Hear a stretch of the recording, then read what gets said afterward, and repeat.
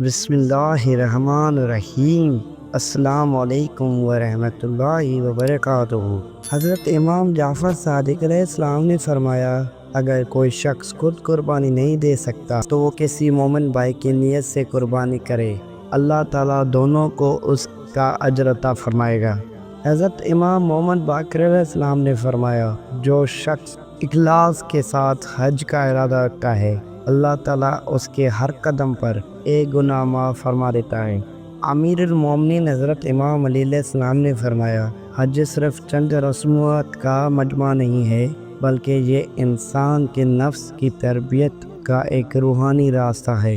امام زین العابدین علیہ السلام نے فرمایا، ذوالحج کے 10 دنوں میں مانگی جانے والی دعا قبول ہوتی ہے، خاص طور پر عرفہ کے دن۔ اللہ تعالیٰ اس دن ہر سچے مومن کی مغفرت فرما دیتا ہے۔ حضرت امام حسین علیہ السلام نے عرفہ کے دن فرمایا، اے میرے پروردگار، میں وہ فقیر بندہ ہوں جو تیرے در پر کھڑا ہے، مجھے اس بندے کی طرح قبول فرما جو صرف تجھ سے ہی امید رکھتا ہے۔